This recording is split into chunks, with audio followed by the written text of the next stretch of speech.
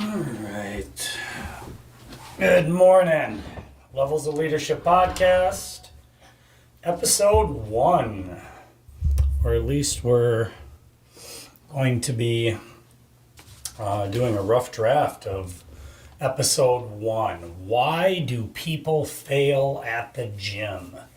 Well, if there was an easy answer to this, obviously we all would be super healthy and fit and able to regulate our own goals and values and morals. But for some reason, every gym has a membership base that both uses and succeeds in the club, and most clubs have a much larger membership base that have some level of intention, but end up just paying for our clubs to keep their lights on, which as a gym owner, we truly appreciate. I don't think most gyms would make it without that membership base, but that's really not the point.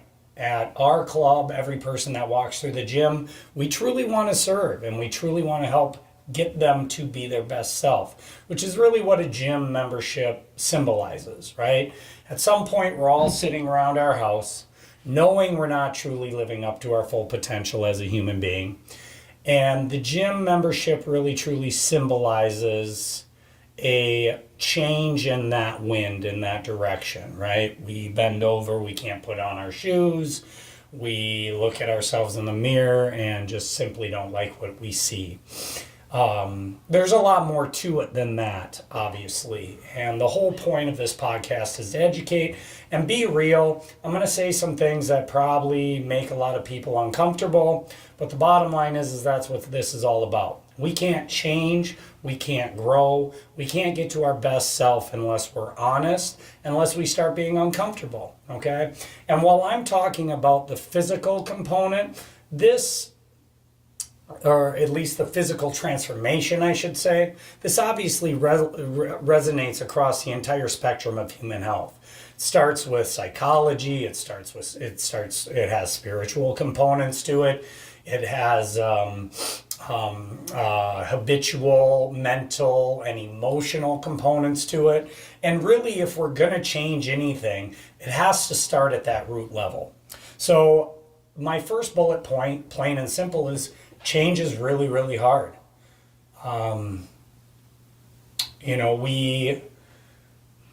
Whether it's financial change, occupational change, whether it is a relationship change, we are creatures of habit. There's no question about it. And we're creatures of comfort. And we get into these routines and we find a way to justify staying in them.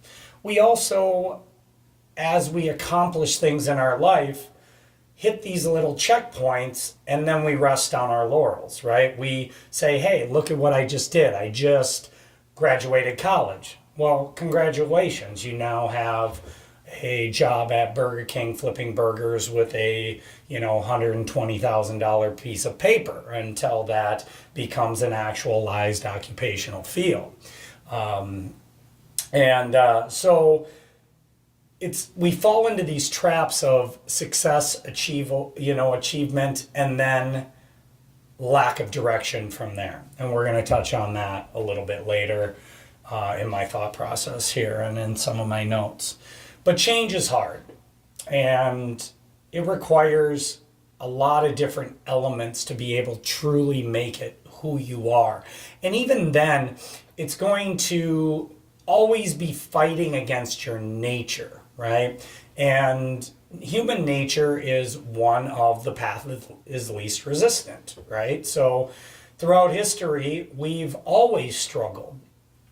And so finding ways to not struggle, finding ways to passively get by and succeed and survive has been a course of human evolution for hundreds of thousands of years.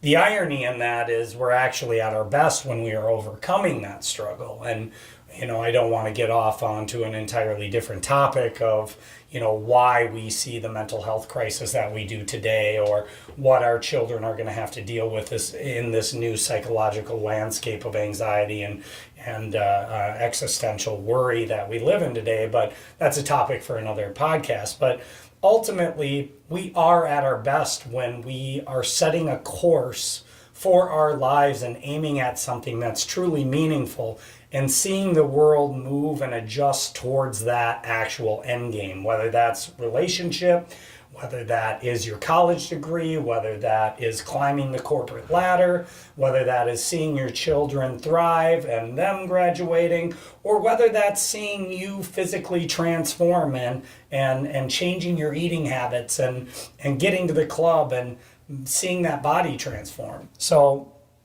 real simply, a gym membership does not equal success. I cannot stress that enough. I have said this to thousands of people who have walked through my door. Everybody likes the idea of a gym membership, right? It's the same idea as people buying a treadmill for their basement. Okay, it's a treadmill. It's in the basement. I don't even have to walk upstairs. I have to walk downstairs. There's no way I'm not going to use this treadmill. Fast forward 4 months and it's now a new laundromat and there's dust acquiring and you haven't used it in how many months, right?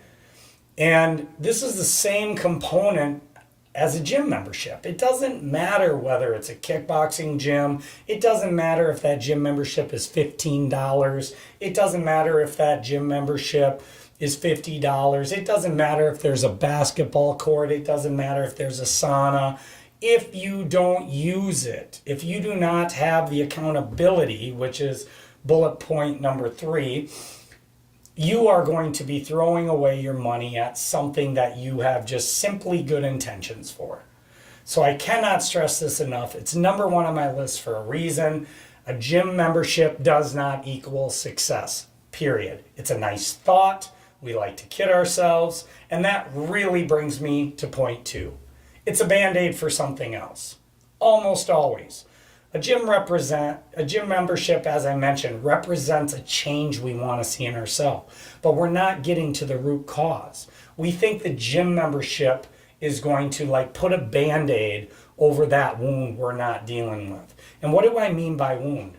I mean routine. I mean mundaneness. I mean horrible habits. I mean a world that is filled with distraction and noise and clutter and convenience and easy fixes that will satisfy our nervous feelings or our feelings of inadequacy or our justified ideas of how good we're actually doing in other areas of our life.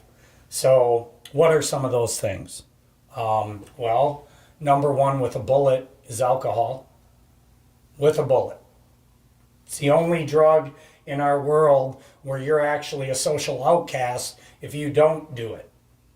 But if we were truly being honest with ourselves, a lot of our community and a lot of us struggle with social intoxication, right? And that leads to a whole bevy of things, right? So you start justifying it by the work that you put in. I've worked a hard day. I've worked 45 hours. All true. Now I'm going to go celebrate. I'm going to go relax. Except now we're shutting down the prefrontal cortex. We're shutting down that part of our brain that knows we need to be doing something more than that. And then we're going to also shut down that regulating force that says, you know what, I've done really good with my diet. I'm not going to have any pizza. Well, now I'm going to have pizza. Now I'm going to have a peanut butter sandwich at 11 o'clock at night after my 5th drink, right? And then what happens? We sleep like crap, right? We go to bed, we're not actually getting REM sleep, and then we wake up in the morning groggy, somewhat hungover, not our best selves, spend half the day trying to get back online, and we never really fully get online, and then we justify that same behavior. What do we need? We carb crash, right? All that alcohol coursing through your system, all that sugar, all that food crashes, cycle repeats, right? We get that insulin spike, it crashes, and then bam, we're back at it. This is a nasty cycle that I've known very, very well throughout my life. I want to make it abundantly clear. This is a podcast for me learning and you learning as well. And I'm going to share all my failures as well as the other people on this podcast so that we can have an open and honest dialogue. And the reality is, alcohol has always been my devil in my life. Okay? Currently sober, currently not doing it, and I cannot explain to you the amount of good that has come from that. Drugs, huge one. We think of drugs as, illegal drugs, but let's face it, the vast majority of our drug abuse and usage comes from legally prescribed pharmacology. We are a world of comfort.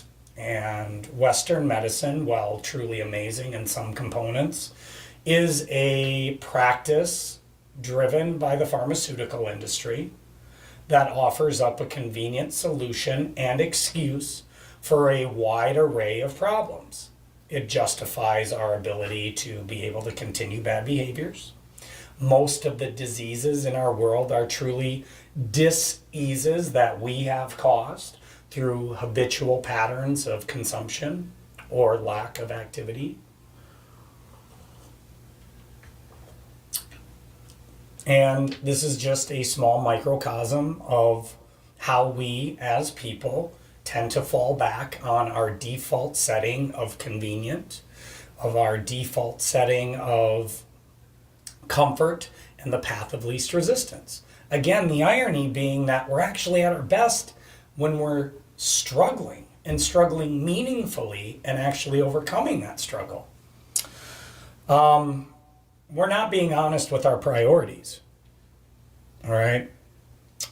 Real simply put, when we act, we're really just not willing to make the necessary sacrifice. And we don't like to admit that to ourselves. Anything that is truly worth something in life, truly worth something, your children, your life's work, your marriage, your faith,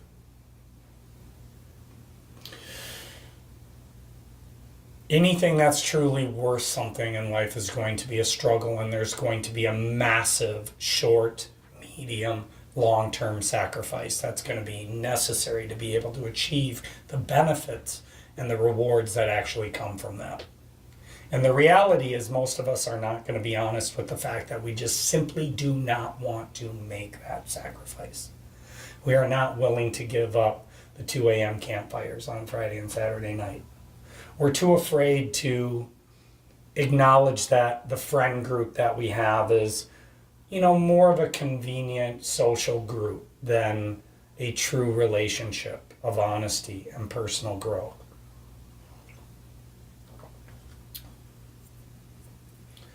More of an enabling, codependent justification group to be able to numb ourselves from having to think about what our true potential as human beings can be. Food, that's a huge one. Food is a huge one, especially for anxiety. It's a nice action step for us to be able to distract ourselves, especially at the end of the day. A lot of people have the awful pattern of not eating at all day long, working hard, having that focus, having those obligations and responsibilities, and as soon as we get to a stopping point, the other things that we could be moving towards start flooding into our mind, overwhelm us. We see a mountain that's unscalable, and we need to distract ourselves from that. We say, what's the point of even trying to climb a mountain I will never get to the top of? Instead of just simply getting on a path, setting a course, and starting that journey ever so gently.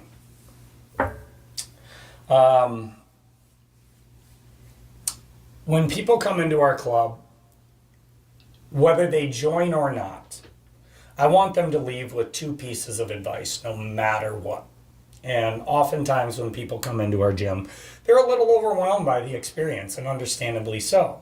After all I want is a gym membership, right?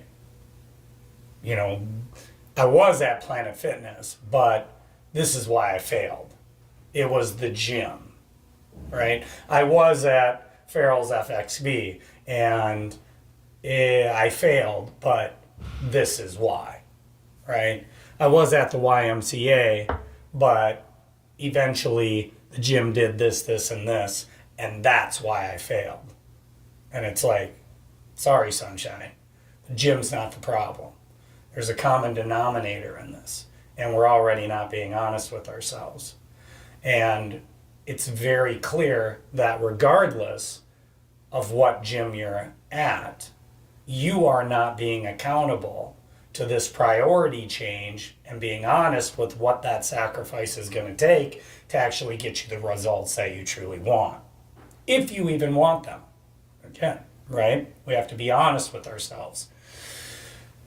Accountability. You have to check that box. Accountability can look a lot of different ways, right? It can be a workout buddy. It can be a niche gym class like kickboxing or boxing or martial arts or whatever. Something fun that, gets you kind of going. It can be small group classes because there's a social component and you like other people expecting to see you there. You like seeing other people there. It can be a personal trainer. Okay? Personal trainers and small group classes and some of these things actually cross off both boxes that you need for success. But you need accountability. You have to. What makes you think this is going to be different? What makes us think that, oh, gym number 4, this is going to be the real one, right? Now I'm serious, right? Now I'm really going to make the change. No, you're not. I mean, maybe you're that 1% exception. And if that's the case, more than likely, you just got a terrible diagnosis. Heart issue, diabetes, blood pressure, you got prescribed something, right? You had a heart attack. Something happened that shook you and woke you up. Hey, that's awesome. I mean, it's awful, but it's awesome. If you can actually be that one exception to the rule, and you all of a sudden found that accountability and a zest for life in a life-altering situation, then use it, for God's sakes. But the reality is most of us don't have that situation. Most of us just simply like the idea of a gym membership. The other box you have to check off is, what the hell do I do when I get here? That's the knowledge component.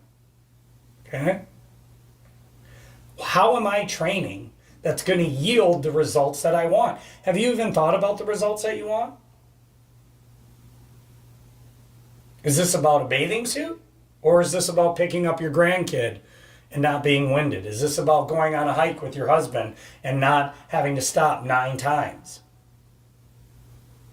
Right? What is it about that? Everybody has different physical life goals. Generally, they're the same.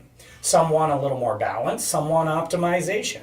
Again, it goes back to that being honest with our priorities and what we truly value in life. But how are we going to get there? How are we actually going to train? Is training HIIT 6 days a week for 3 years going to truly get me to the results that I want? They're going to yield some results, but we have to have an honest conversation about what that sustainability looks like. We have to have an honest conversation about how that's going to beat up your body. We have to have an honest conversation of what the limitations are in terms of your physique. What is the performance needs? And that's really the question. How do you want to perform in life? Do you want to get out of your car in February in Minnesota, slip, and not blow out your ACL? That's a reasonable goal. And it could be a very difficult goal depending on your station in life, right? It might not even be on your radar. You might just assume that. Okay, optimization and performance looks different at all different stages in life, and we have to be able to actually assess that and create the next step, which is a goal or a clear plan. Okay, this might be the most important aspect of this entire conversation. Okay, because going back to kind of my initial thoughts on, and this actually comes from psychology, and this actually comes from a mentor of mine as well. We are at our best when we are moving towards something. So the most successful people that we see in the gym sit down and they submit, first of all. Most of them go, man, I am the problem. It's not the gym. This is my fourth gym. Maybe it's time I listen to somebody else. It's like going into, Ameriprise Financial and going, you know what? Just let me pick the investments. No problem. I got this. All right? All right?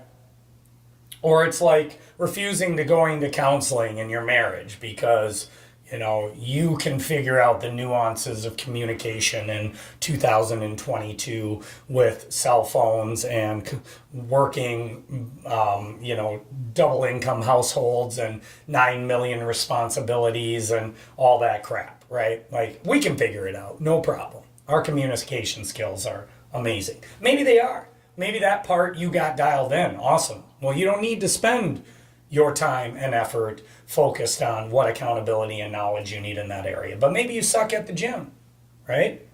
I've had counselors in my marriage, right? We have to pay somebody to help our communication. We homeschool our kids.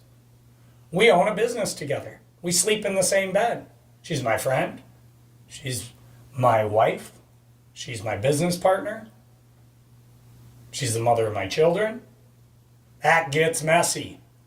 I had absolutely no idea how I was going to be, how I was able to speak to my wife in compartmentalized areas of our life.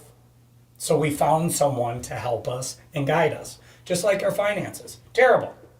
I mean, I'm not uneducated on finances now, but that's because I got that education, because we went and put our resources in that area to help teach us.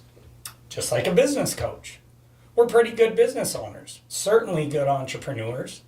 We're pretty good at making things work. But there's a lot of areas of business, and a lot of entrepreneurs will tell you this, that you don't want to work at. They're not fun. Like, I love talking to people, serving people, and seeing them get results. I hate behind the scenes processes and paperwork and optimizing systems that are actually going to maximize our capacity for success. Turns out that's a pretty important aspect of a business.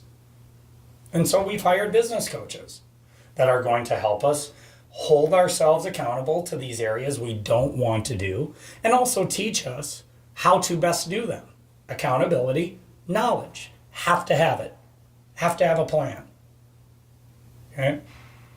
But I digress. Sorry, that's going to happen a lot on this podcast. All right? For anybody who knows me, I'm pretty much a stream of consciousness guy, and when I get going, I'm just going to go, for better or worse. But the most successful clients I have a reachable goal.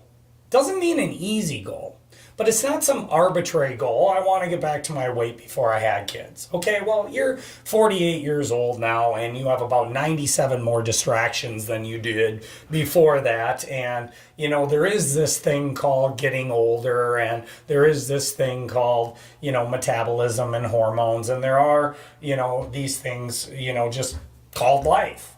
And while that's a fine long-term, floating out in the ether idea, you are going to fail long before you ever get close to a tangible goal, like an untangible goal like that. You need something that's reachable, but something that has to be overcome. Psychologically, we like the 90-day mark. That's 3 months, right? That's something that you can circle on your calendar. That's an event. That's a weigh-in, that's a wedding, that's a race or an adventure race or a vacation or Whatever that is, that's a date you can circle on the calendar. But it's also enough time where you're going to suck.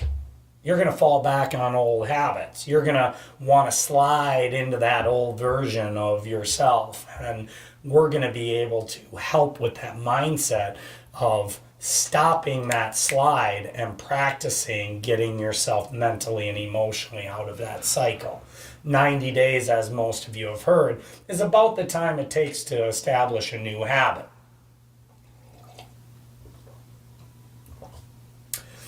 But again, the reason we choose that and we need to have a clear plan is a goal and an aim is going to change the way the world looks around us. And just had this conversation with a client yesterday. All right, she's a hockey player and a lacrosse player, and if her goal is to get a Division I scholarship in hockey, okay, the lacrosse field is going to look like an obstacle. Right? It's going to change the way she views lacrosse, potentially, right? It's going to be a negative. Whereas a hockey rink is going to be a positive. It's going to be pulling her towards her goal. More ice time, more skate time, etc. is going to be a positive visual, a positive perspective as she's moving towards that goal. And we're at our best psychologically when we're moving towards something. It's not when you get there. Again, think back to college, think back to high school, think back to something you've achieved. Even a big race like a marathon, right? Think of how long you've trained and studied and fought for this, right? How long, this person might train to actually get to women's professional hockey or a Division I scholarship. It's like, yay! Now what? You've gotten somewhere. Now what? No direction. No meaningful direction. No goal. No point that we're aiming for. Okay? There has to be a point that we're aiming for. And you can even get so strategic in those goal settings that you can manipulate the world around you to make things that may not traditionally be something you view as a positive into a positive. Okay? You're a 12-year-old that sucks at math. Well, now I want to get A's on all my math tests, and this is an actual real goal that I have. Now that math homework becomes a positive. It becomes something I want to pick up. It doesn't become this insurmountable burden, this weight that I have to carry that I'm going out of my way to avoid. Okay? So you have to have a plan. And last but not least, you have to prioritize it. And there's a lot more into this, and we'll get into this more in depth as we get along into this podcast, but you have to put your priorities in the right place. Everything we've talked about before is a priority. Everything we've talked about before is an excuse as to why you're not getting better in a different area of your life. It's because you're not prioritizing it. It's because you're not making the necessary sacrifice to actually move in that direction. Your priority isn't health. Your priority is a campfire and drinking all night.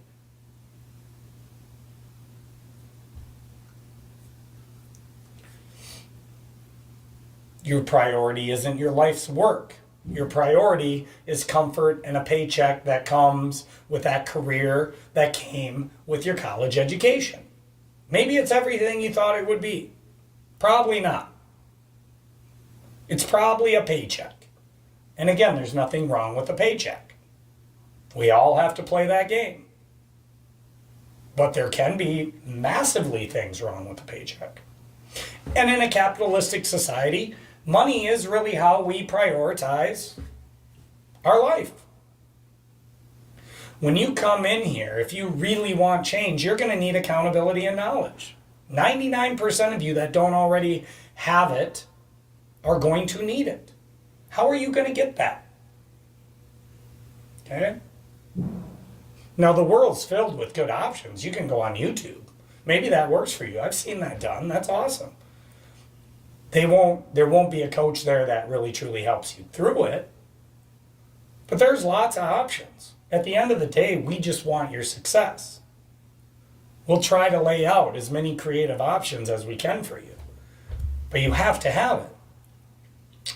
And part of the accountability that comes with actually achieving the goals you want is financially investing in those priorities. If you come in and say, this is my clear 90-day goal, this is what I want. I want to truly put my health and optimization at the top of my hierarchy of values. Because without that, everything else is irrelevant, which, by the way, is correct in my opinion and in my perspective. Okay? You can't take anything with you. And time is flying by. And we only have a little bit of it. All right? I once heard an extremely powerful quote. I just heard this the other day, and it's just been ringing in my head for the last couple days. True hell is when the man or the person you have the potential to be meets the person you currently are. Okay, let's say that again, roughly. True hell is the person you have the potential to be and become comes and meets the person you currently are right now. And that really is the root cause of all of our issues, right? We know what it means when I say you're not living up to your potential. You say it to your kids all the time and then turn around, swig another beer, have some pizza. I'm not lecturing. I'm just speaking in generalities, and certainly been there.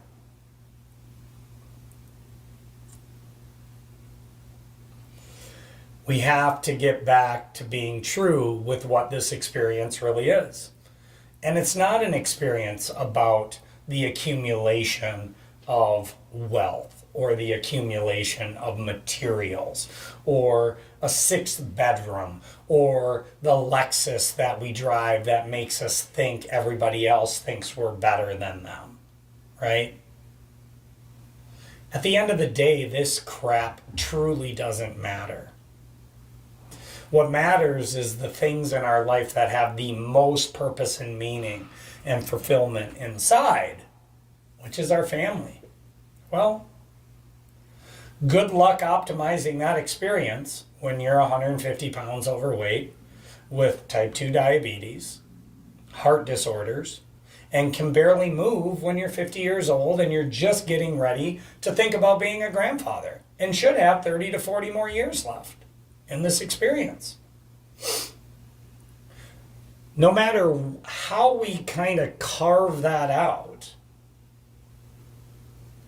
getting back to prioritizing your optimization and your ability to move and grow and enjoy and be joyful in this world without adding needless suffering to the already world of suffering we all live in is really, I'm open to hearing an argument, but I think we're going to be hard pressed to find a higher priority other than our faith, a spiritual priority. But let's be honest with that. A true spiritual priority should have the physique to match if we're not being a hypocrite in some capacity. Okay. So you can't walk into a gym, whether it's $15, $50, when you're spending $500 a month on alcohol, when you're paying $800 a month for a car payment just so you can have a brand name on it. Okay. When we have our 8-year-old in this elite training program because if they're not in it, there's no chance they're ever going to go pro and we're paying $200 more a month for it. You know what I mean.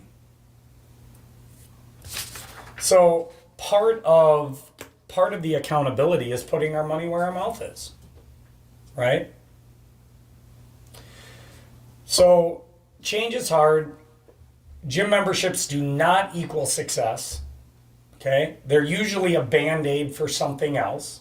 If you don't have accountability and knowledge box checked, you might as well take that check, write it out for 11 months, and cancel your membership, because I'm not going to see you after about week 3. Maybe about 6 months later, you'll come in and you'll convince yourself you're going to do the same thing all over again, but this time it's really going to work. And then about 5 months later, you'll cancel your membership. And our gym will just be on that next list of, on that long list of gyms that failed you. You don't have a goal or a clear plan, and you haven't prioritized your life in the proper way that's going to actually get you to the place that you need to get to. So these are the reasons people fail at the gym. They're also the reasons people fail at any hard goal that's going to change the way they are currently living in their comfort routine zone as people. And it's not like we don't understand that, and it's not like we don't do that. We are people. I want to make it abundantly clear. This is not a lecture. This is supposed to be motivational. Hopefully that comes across.